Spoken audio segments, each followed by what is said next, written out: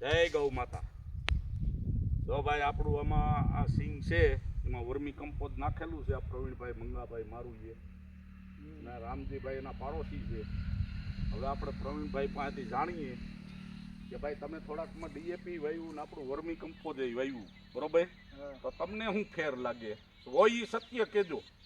આમાં vermi compose વાવેલું છે અને ઓલી બાજુની 20 આયરું છે એમાં ડીએપી વાવેલ છે.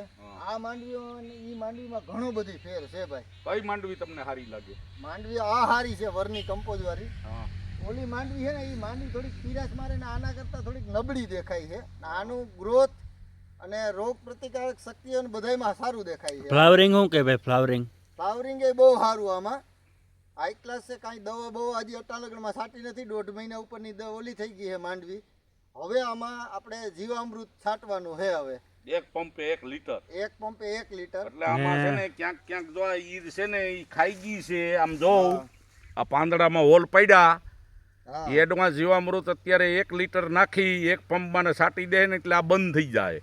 પછી પાછું બીજી વાર ડોઝ મારે તો અહીં 1.5 લીટર નાખવાનું અને ત્રીજી વાર ડોઝ મારે ને તો એક પંપે 2 લીટર નાખીને આમાં છાંટવાનું. બીજી કોઈ જરૂર નથી. હા, બાકી બહુ હાઈ ક્લાસ છે. અત્યારે આનો રિઝલ્ટ બહુ સારું મળ્યું છે. હવે તમારે છે ને ડીએપી વગરની માંડવી હાલો, ડીએપી વાળી જોઈએ હાલો.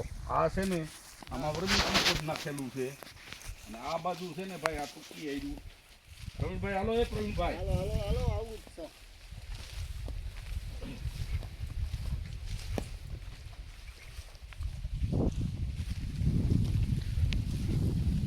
આ જવું ભાઈ આ માંડવીમાં કાયદેસર ડિફરન્સ દેખાય. જોઈ ગયો આ માંડવી છે ને આ બાજુની આ ડીએપી વાળી આયરું છે. આમાં ડીએપી વાવેલું છે. ઓલી બાજુની છે એમાં બધામાં ભાગ રાખ્યો છે. એમાં વર્મી કમ્પોઝ વાવેલું છે. આમાં જો આ ફરક દેખાય છે. તમને દેખાય ને 100%. હા હા હા. ડીએપી આ નજર સામું જ છે. આમાં દેખાય જ છે. તમે જો આમાં ડીએપી નું કામ સારું છે કે વર્મી કમ્પોઝ નું? વર્મી કમ્પોઝ નું કામ સારું. 100% ને 100% એમાં જય કાંઈ ગૌ માતા.